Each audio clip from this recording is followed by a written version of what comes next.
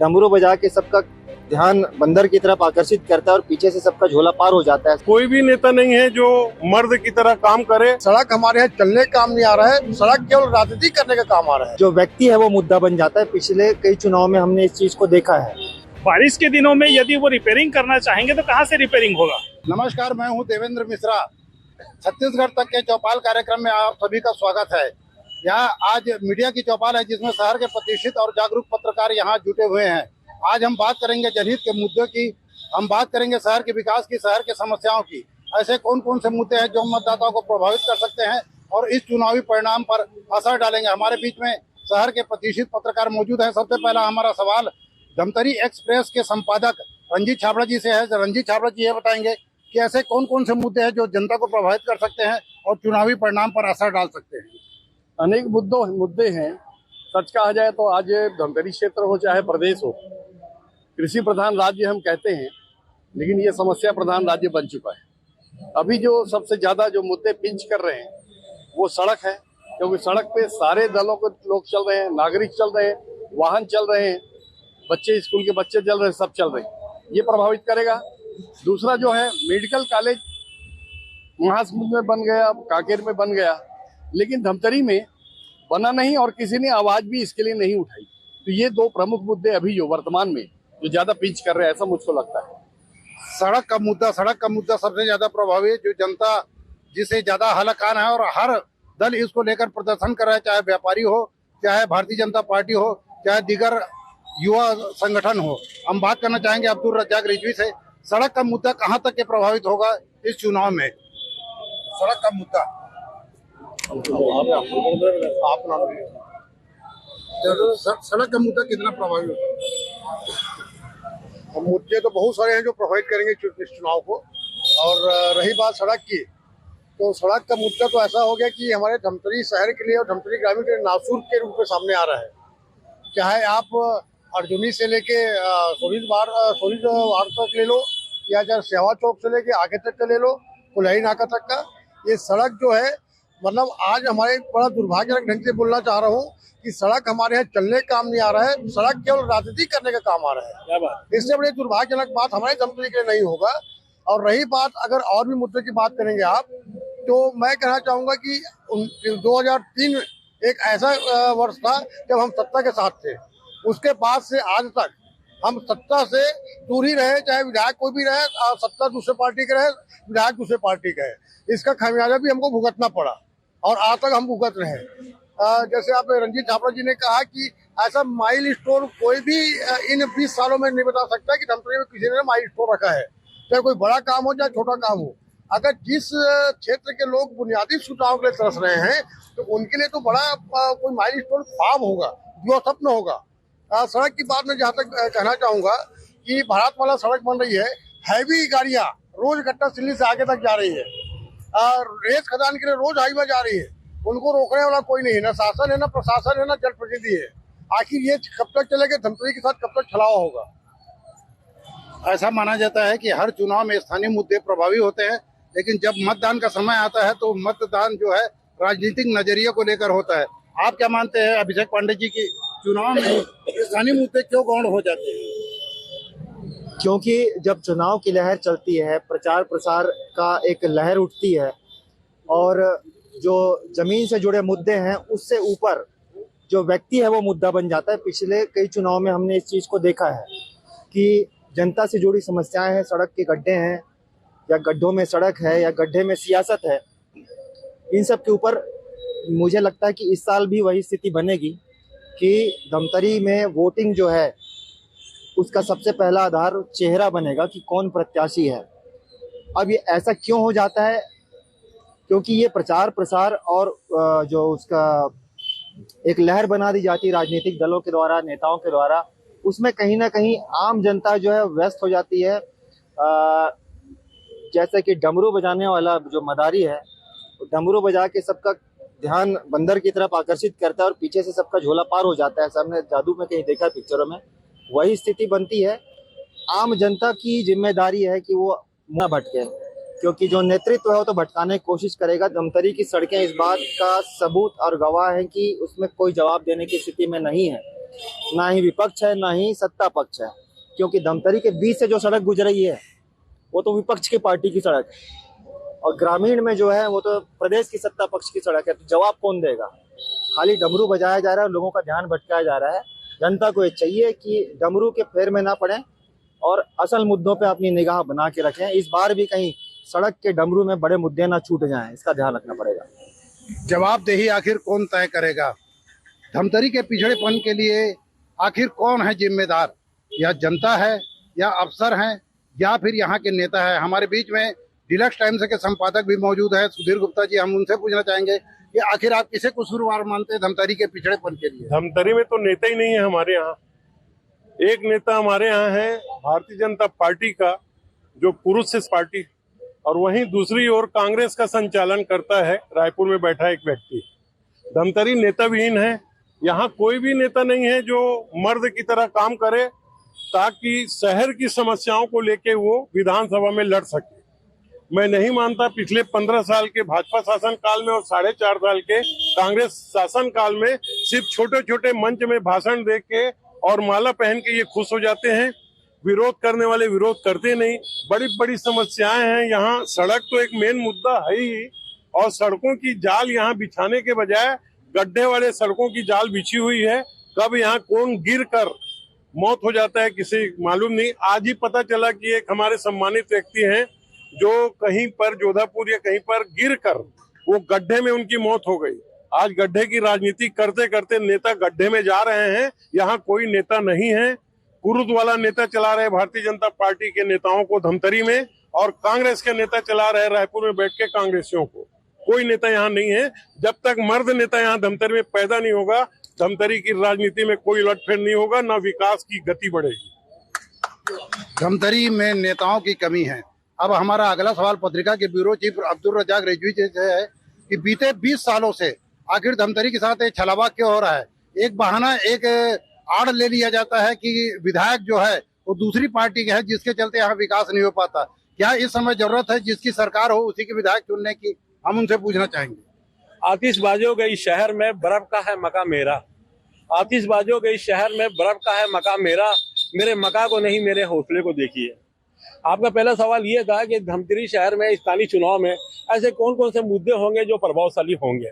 अक्सर देखा गया है कि जो राजनीतिक पार्टियां हैं, जिसमें खास करके भाजपा और कांग्रेस अपना जो मैनिफेस्टो बनाती है उसमें वो पूरे प्रदेश के ध्यान में रख के मुद्दे बनाती है।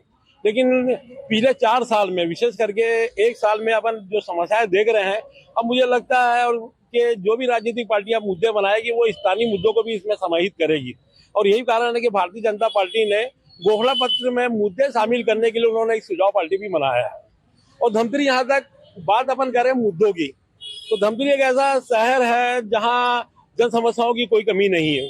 जैसे गड्ढों पर बात हुई, हमारे जीव शर्मा ने बहुत अच्छा कहा कि गड्ढों के नाम पे आज राजनीति हो रही है।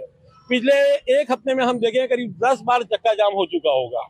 और आज एक पार्टी विशेष जो चक्का जाम करती है उसका नाम ही अब चक्का जाम पार्टी हो गया है। उनके पास सिर्फ लगता है कि चक्का जाम के अलावा और कोई मुद्दा नहीं बचा।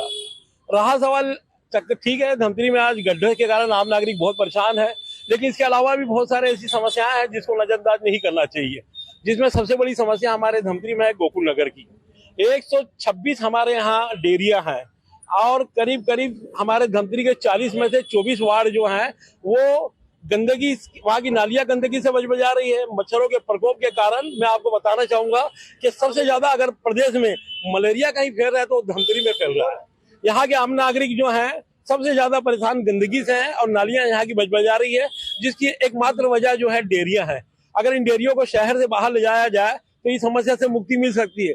लेकिन देखा जा रहा है कि पिछले 10 साल से सिर्फ हम गोकुल नगर के लिए प्लान बनाते हैं, और प्लान बना के हम अपने बजट में शामिल करते हैं, और उसके लिए पैसा भी आता है। लेकिन हमारे जो महापौर जी हैं या हमारी नगर निगम की जो समिति है उसके अंदर दृढ़ इच्छा शक्ति का अभाव है। और आज हमारे शहर के विकास के लिए बहुत सारी योजनाएं बनी हैं, और इन योजनाओं के लिए एक चीज कहा जाता है कि हमारे पास जगह की कमी है।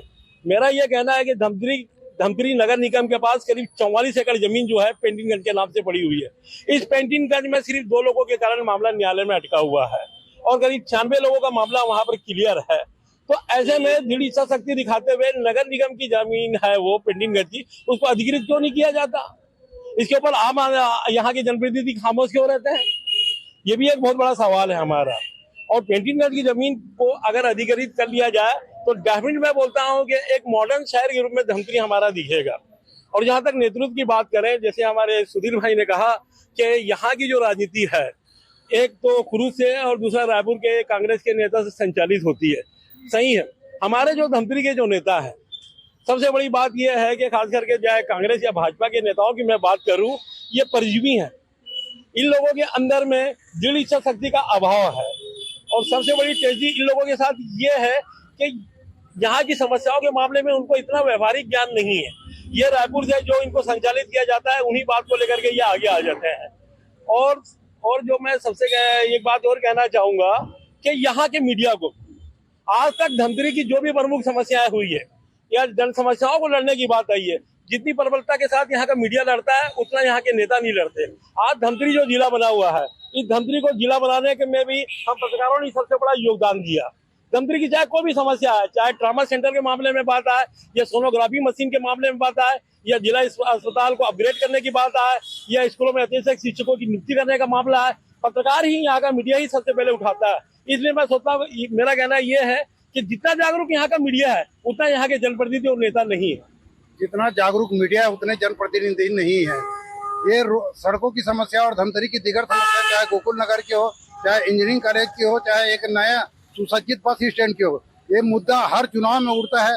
लेकिन इस चुनाव में सड़क का मुद्दा ज्यादा प्रभावी होते जा रहा है। चाहे युवा वर्ग हो, चाहे व्यापारी वर्ग हो, चाहे नेता के प्रतिपक्ष के लोग हों, वो इस मुद्दे को ज्यादा हवा दे रहे हैं।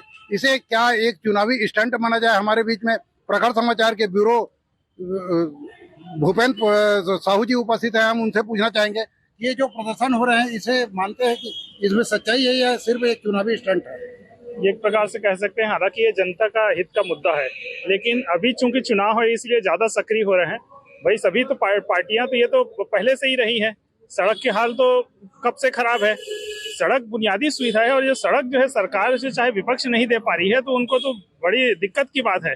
और अभी जब चुनाव आ रहे हैं तो बहुत ज्यादा उनको याद आ रही है कि हमारी जनता इतनी परेशान है, हमारे लोग वोटर इतने परेशान हैं। अब जाके वो जो है उनको याद दिलाने के लिए यहाँ पर चक्का जाम और ये सब किया जाता है। और सरकार को भी ये सोचना चाहिए कि भाई अब जाके पिछले बार कहा गया था कि दिसंबर, भूपेश बघेल जी ने कहा था कि दिसंबर तक पूरी सड़कें रिपेयर हो जाएगी।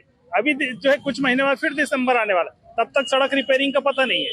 तो विभाग को पूछो तो कहते हैं कि टेंडर लग गया है और इतने लाख जो है बजट आ गया है और उसका पता नहीं चलता।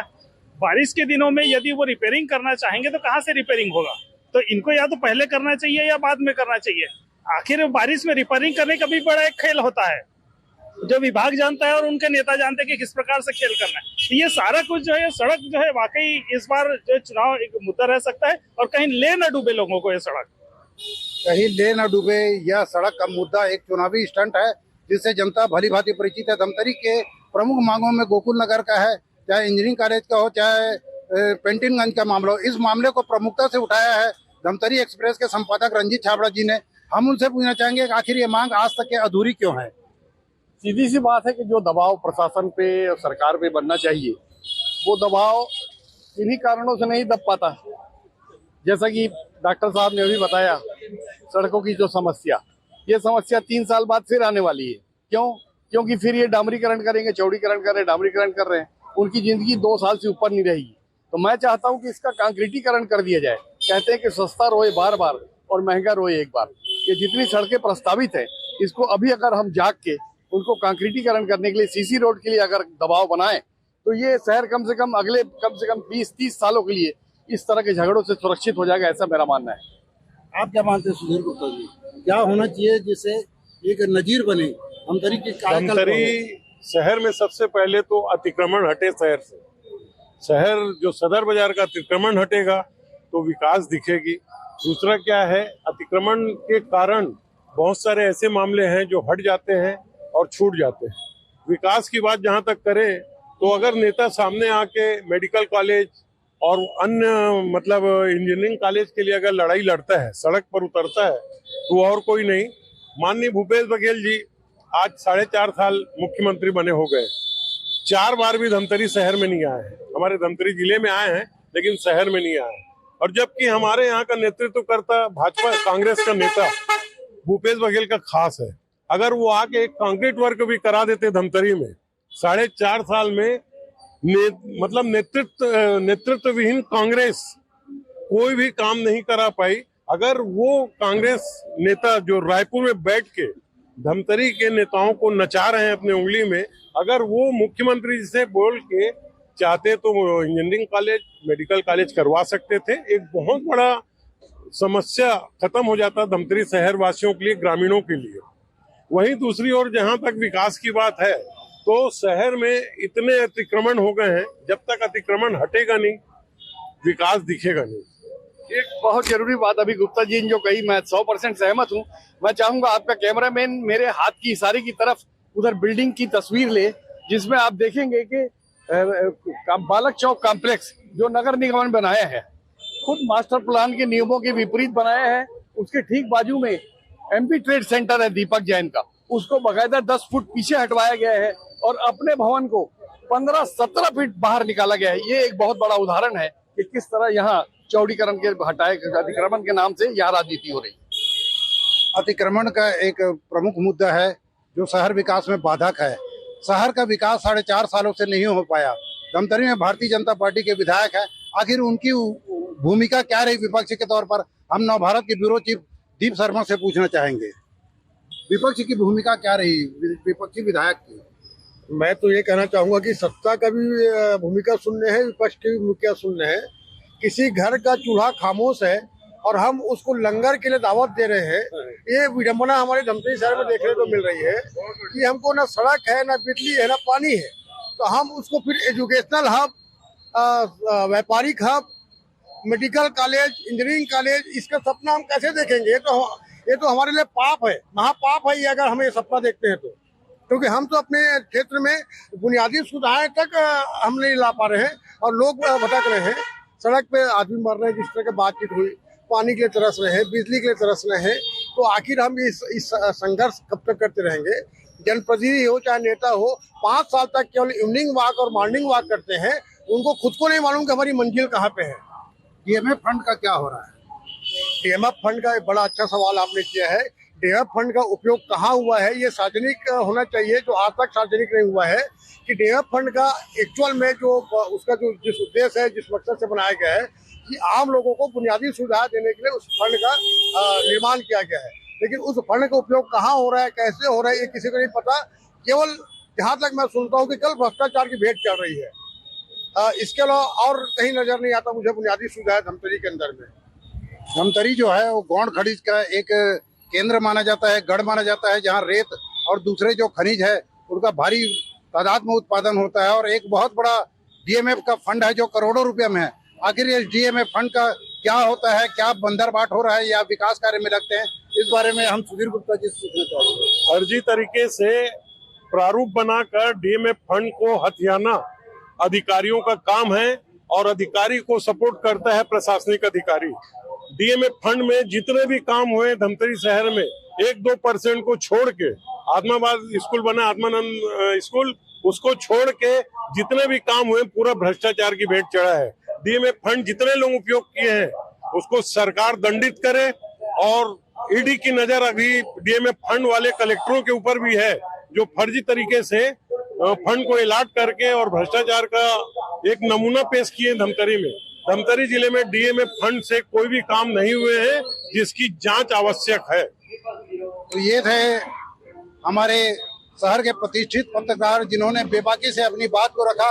ये बताया कि धमतरी का विकास क्यों नहीं हो पा रहा है और धमतरी के पिछड़ेपन के लिए आखिर कौन जिम्मेदार है। हम मिलेंगे फिर किसी और चौपाल में, तब तक दीजिए मुझे इजाजत। देवेंद्र मिश्रा, छत्तीसगढ़ तक, धमतरी।